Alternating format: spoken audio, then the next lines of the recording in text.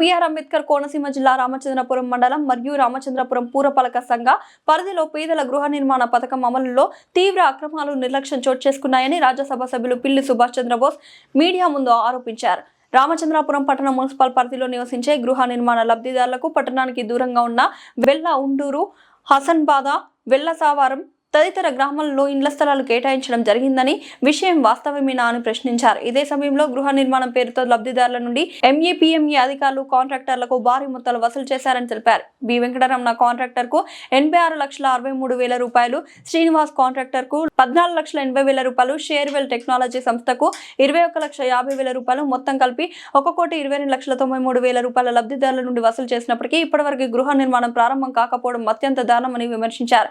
పేదల కష్టార్జిత డబ్బును ఇలా వసూలు చేసి ఇండ్ల నిర్మాణం మొదలు పెట్టకపోవడం ప్రభుత్వ వైఫల్యానికి నిదర్శనమని అన్నారు. ఈ విషయంలో జిల్లా కలెక్టర్ గారు గాని ఎంఈపీఎంఈ అధికారులు గాని ఇప్పటివరకు ఎలాంటి కఠిన చర్యలు తీసుకోలేదని మండిపడ్డారు.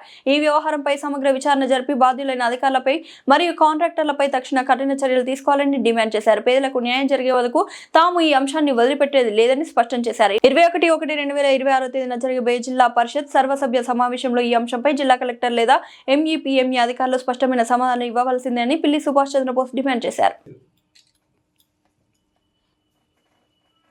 కె శ్రీనివాసన్ ఇచ్చారు, బి వెంకటరమణ ఇచ్చారు, గండారు వెంకటరమణ, పొప్పిశెట్టి శ్రీనివాసన్ ఎవరో ఉండే ఎవరైతే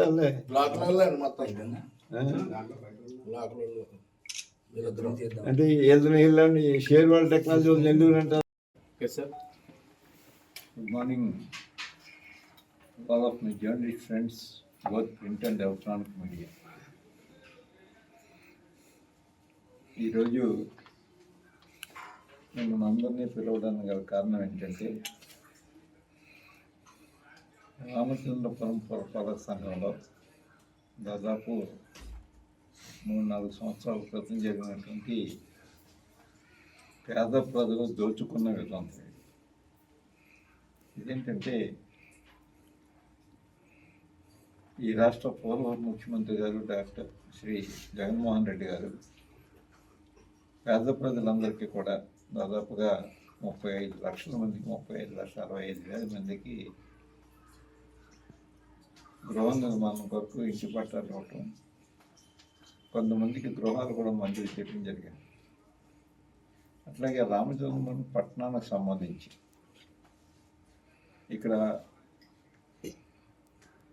ఇక్కడికంటే కొంతమంది మిగిలిపోయిన వారు అనుకుంటాను, వారికి వెల్లసావరం, ఏరుపల్లి, అసంబాద, ఉండూరు గ్రామాల్లో కూడా వారికి పట్టాలు ఇచ్చారు. దానికి లబ్ధిదారు ఒక కాంట్రాక్టర్ని చూపించి వెళ్ళు, ఆ కాంట్రాక్టర్ కొంత డబ్బులు ఇస్తే ఇల్లంతా అతను కట్టేసేస్తాడని చెప్పి మెప్మా ద్వారా కొంత రుణాలు తీసుకొని అదే కాంట్రాక్టర్లకు ఇచ్చారు. ఎంత వసూలు చేశారంటే దాదాపుగా 1,22,93,000 రూపాయలు. ఈ 1,22,93,000 ఎవరెవరికి ఇచ్చారంటే, బి వెంకటరమణ కాంట్రాక్టర్, సమాచార హక్కు కింద పిల్లి శివకుమార్ అనే ఒక అబ్బాయి అడిగితే వారు ఇచ్చిన రిప్లై. ఆ కాంట్రాక్టర్ ఎవరో అడ్రస్ లేదు, ఆ కాంట్రాక్టర్ ఉన్న అనుభవం ఏంటో తెలియదు. అతనికి 86,63,000 రూపాయలు ఇచ్చారు. అట్లాగే కె శ్రీనివాస్ అనే కాంట్రాక్టర్కి 14,80,000 ఇచ్చారు. షేర్వాల్ టెక్నాలజీ అని మనకి టిట్కో వర్సెస్ కట్టినప్పుడు వాళ్ళు చేస్తారు షేర్వాల్ కంపెనీ. మరి షేర్వాల్ కంపెనీ వీళ్ళు ఏం చేసినారు, గోల్డెన్ రాక్స్ అనే కంపెనీకి 21,50,000 ఇచ్చారు. వీళ్ళందరికీ ఉన్న అనుభవం ఏంటి అసలు? నాకు తెలుసున్న ఇన్ఫర్మేషన్ అంటే వాళ్ళ అడ్రస్ కూడా లేదు. నాకు తెలిసిన సమాచారం ఏంటంటే, ఈ కాంట్రాక్టులు ఇద్దరు నెల్లూరు జిల్లాకు చెందిన వాళ్ళు. వాళ్ళకున్న అనుభవం ఏంటో, వారు అసలు ఏం చేస్తారో, వారికి రామచంద్రపురం పరిచయాలు ఏంటో ఏమి మరి ఎవరికి తెలియదు. దీనికి అంతకీ కారణం ఎవరంటే, రింగ్ లీడర్ ఎవరంటే Shri K Srikanth Reddy, who was worked as municipal commissioner from 30/10/2022 to February 2, 2024 వరకు కమిషనర్గా పనిచేశారు. అతను చేస్తున్నటువంటి వైభవం వీళ్ళంతా. ఫోన్ ఇచ్చిన తర్వాత అది ఏమైనా వసూలు చేయగలిగారంటే ఆ డబ్బులు వసూలు చేయలేకపోలేదు. మెప్మా పని ఏంటంటే, మెప్మా అంటే ఏంటి? Machine for elimination of poverty in municipal area, that is MEPMA. అదే రూరల్ ఏరియా అయితే Surf, society for elimination of rural poverty, that is the Surf. ఇప్పుడు ప్రభుత్వం ఏం చేస్తుందంటే ఈ రెండింటిని జాయింట్గా ఒకే గుడి కిందకి తీసుకొచ్చి వీరు తయారు చేసే ప్రొడక్ట్స్ని ఈ రెండు కలపకపోతే కేవలం దేనికది ఇండివిజువల్గా చేస్తే వీళ్ళు తయారు చేసిన ప్రొడక్ట్స్ తొందరగా సేల్ అయ్యే అవకాశం లేదు, తొందరగా వాళ్ళకి లబ్ధి చేకూరే అవకాశం లేదు. వాళ్ళ ప్రాపర్టీని మనం నిర్మూలించడం ఎలాగైతే రెండు ఒకే గుడికి తీసుకొచ్చే ప్రయత్నంలో భాగంగా అర్బన్ ఏరియాలో ఉన్నటువంటి బెనిఫిషరీస్ వాళ్ళకి రూరల్ ఏరియాలో వాళ్ళకి స్థలాలు ఇచ్చిన దానికి వీళ్ళు సహకరించి ఈ డబ్బులు మొత్తం తీసుకుని ఇది ఇచ్చారు. ఇది సహజంగా అయితే ఇళ్ల స్థలాల ఇల్లు నిర్మాణానికి డబ్బులు ఉపయోగించకుండా వీళ్ళు ఏం చేస్తారంటే వాళ్ళకి రుణాలు ఇచ్చి దీనికి వాళ్ళకి ఇల్లు కట్టడానికని కాంట్రాక్టులు అందరికీ ఇచ్చిన మహనీయుడు ఆనాటి కమిషనర్. సరే, దీంట్లో హౌసింగ్ డిపార్ట్మెంట్ కూడా పూర్తి సమాచారం తెలుసు. వారు కూడా ఇల్లు మంజూరు చేస్తే సిమెంట్ స్టీల్ ఇచ్చారు. ఇప్పటి వరకు కనీసం ఒక్క ఇటుకి కొట్టబెట్ట కూడా పెట్టలేదు అక్కడ. అంటే ఏం చేస్తారు ఈ సిమెంట్ కానీ ఈ ఐరన్ కానీ? ఏమైంది? ఈ డబ్బులేమో వాడు పట్టుకుపోయాడు. ఈ ఐరన్ సిమెంట్ నాయకులు ఇల్లు కట్టుకున్నారు. పోయిన వాళ్ళు ఎవరంటే ఇక్కడ లబ్ధిదారులు హౌసింగ్ డిపార్ట్మెంట్ ఏఈ గారు, జైలు వారిపోయాయి. ఏంటిది అసలు? దీని గురించి ఎందుకు ఎంక్వైరీ చేస్తాం? ఇన్ని సంవత్సరాలు అయింది, 2-3 సంవత్సరాలు గతించిపోయింది. ఈ 3 సంవత్సరాలు గతించిపోయకపోతే కనీసం దీని డబ్బులు వసూలు చేయాలనే శ్రద్ధ కమిషనర్ గారికి కానీ లేదా మెప్పా వారికి కానీ ఎవరికి దీని మీద ఆలోచన లేదు. అంటే ప్రభుత్వం డబ్బు ఎవరో దోచుకు తినేసినా పర్లేదు, మనం చూస్తూ ఊరుకుంటే సరిపోతుంది, నేనున్నప్పుడు చేయలేదు కదా అని ఈ కమిషనర్ గారు అనుకుంటున్నారు. దీనికి ఎవరు వసూలు చేస్తారు? వీళ్ళకి ఇల్లు ఎవరు కడతారు? అంటే పేదవాళ్ళు బలి అయిపోవాల్సిందేనా అనేదే అది. అసలు దేనికి ఉపయోగించకూడదో దానికి ఉపయోగించారు. అది కూడా సక్రమంగా ఏమైనా చేయగలిగారా? అది సక్రమంగా చేయలేదు. పోనీ అధికారులు మరో డిపార్ట్మెంట్ అధికారులను బలి చేయడం ఎందుకని ఊరుకున్నారా? అది చేయలేదు. అసలు హౌసింగ్ డిపార్ట్మెంటు నష్టపోయారు అధికారులు, ఇటు లబ్ధిదారులు నష్టపోయారు. పోనీ ఇకేమైనా ఇల్లు కనీసం మొదలు కూడా కాలేదు. అంటే ఇదంతా దాదాపు మొత్తం ఇదంతా 1,22,93,000. ఈ డబ్బు అంతా కైంకర్యం చేసిన వాళ్ళు బాగానే ఉన్నారు. ఎవరు పెట్టుకుంటారు ఇక్కడ? అసలు ఎందుకు రికవరీ చేయలేదు? నేను ముఖ్యమంత్రి గారికి కూడా లెటర్ రాస్తున్నాను కదా దీని మీద. విజిలెన్స్ ఎంక్వైరీ కానీ లేకపోతే సిబిసిఐడి కానీ కేసు ట్రాన్స్ఫర్ చేసి పూర్తిగా ఎంక్వైరీ జరిపిస్తే అసలు ముద్దాయిలు అందరూ, అసలు ముద్దాయి ఎలాగో కమిషనర్ అసలు ముద్దాయి. ఈ నెల్లూరు జిల్లాకు చెందినటువంటి బి వెంకటరమణ అతను ముద్దాయి, కె శ్రీనివాస్ కాంట్రాక్టర్ అతను ముద్దాయి, షేర్వాల్ టెక్నాలజీ. ఆ షేర్వాల్ టెక్నాలజీ కూడా ఎవరంటే గోల్డెన్ రాక్స్ కంపెనీ వారు. ఐదుగురిదే కాకుండా వెనకాల నుండి నడిపించిన నాయకులు వాళ్ళ ముందు రావాలి. ఇక్కడ వాళ్ళన్నా చూసుకునే ఎందుకు వాళ్ళకి అంత అవసరం ఏమొచ్చింది?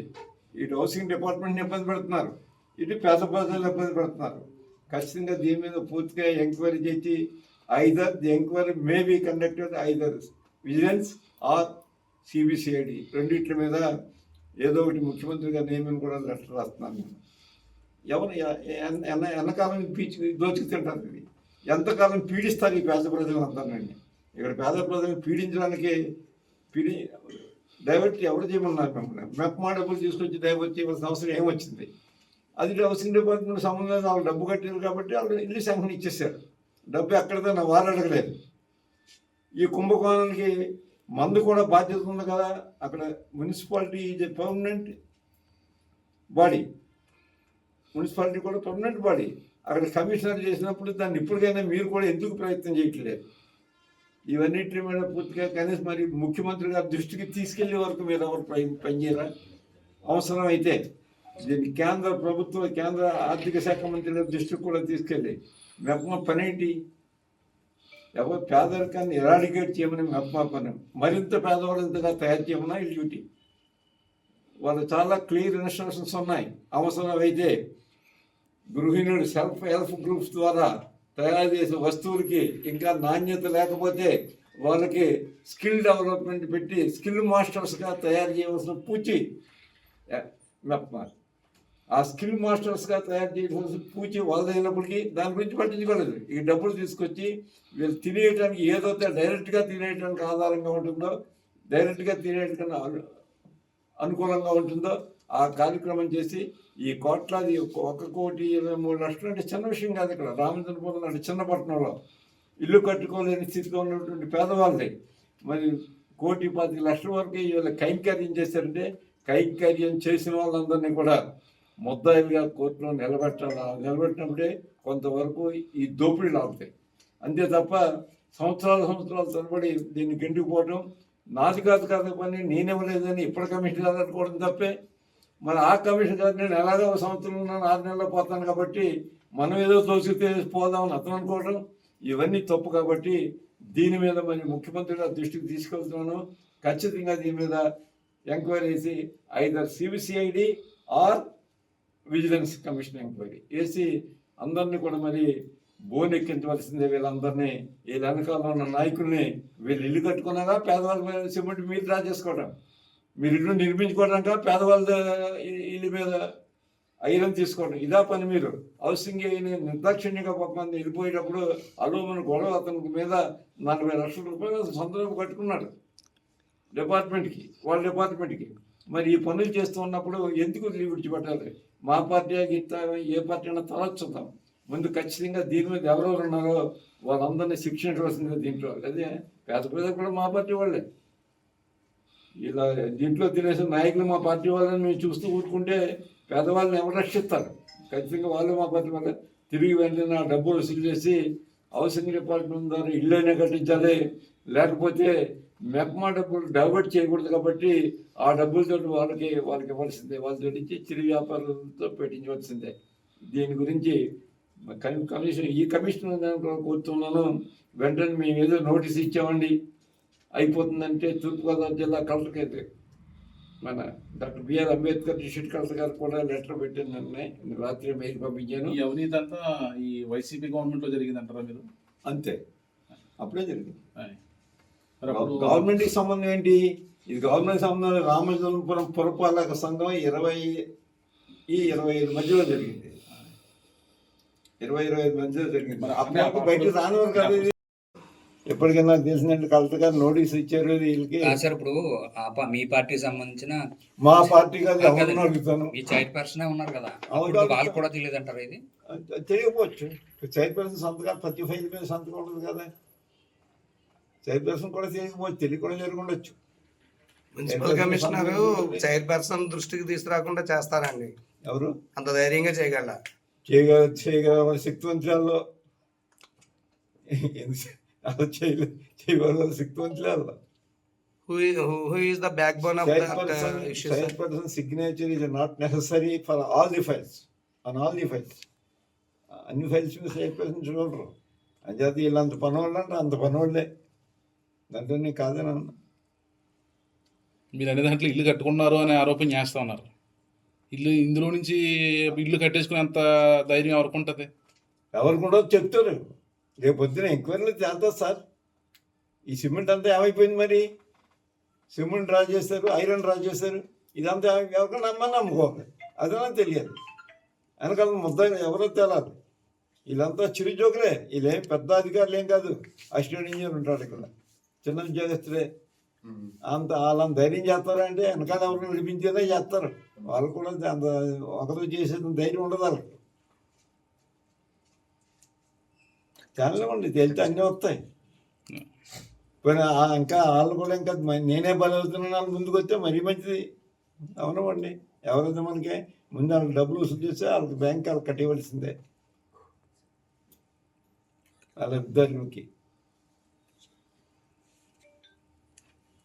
తీసుకుంటానంటే లోకల్గా ఉండేవాళ్ళు. అంటే ఇదంతా దాస్తున్నారు ఇవన్నీ కూడా. మరి ఈ దాయటం గల కారణం ఏమొచ్చింది? ఇది కూడా ఎవరో చెప్తే తెలిసిందా? స్థానిక మంత్రి గారు, మాజీ మంత్రి ఎవరుంటే వాళ్ళు వెళ్తారు. ఎవరున్నా మాజీ మంత్రి గారు ఉంటే ఆయనకి ఏమన్నా ఇక్కడ మా మంత్రి గారు ప్రాతినిధ్యం వహించారు.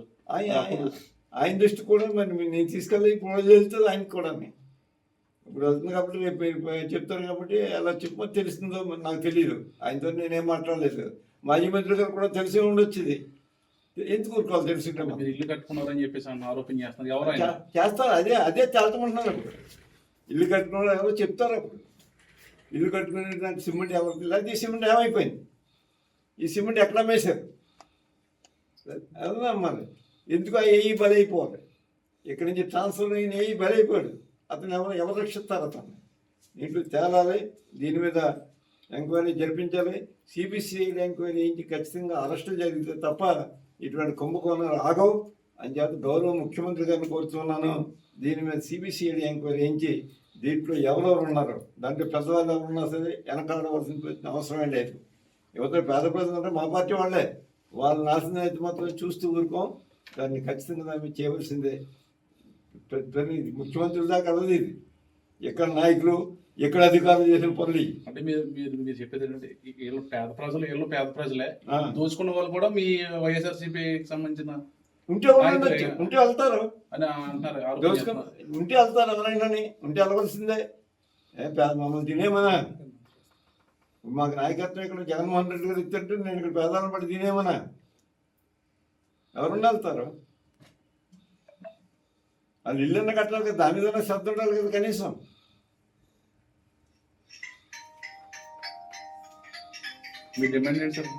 నా డిమాండ్ దీని మీద పూర్తిగా విచారం చేసి ముందున్న వాళ్ళు వెనకున్న వాళ్ళు. ముందున్న వాళ్ళు అంటే ఎవరైతే చెక్కులు తీసుకున్నారో వాళ్ళు, ఇచ్చిన వాళ్ళు, ఎవరైతే దీని వెనకాల నుండి నడిపించిన వాళ్ళు, ఆ సిమెంట్ ఎవరు డ్రా చేసి పట్టుకుపోయారో వాళ్ళు అందరూ కూడా ముద్దాయిలుగా కోర్టులో నిలబడవలసిందే.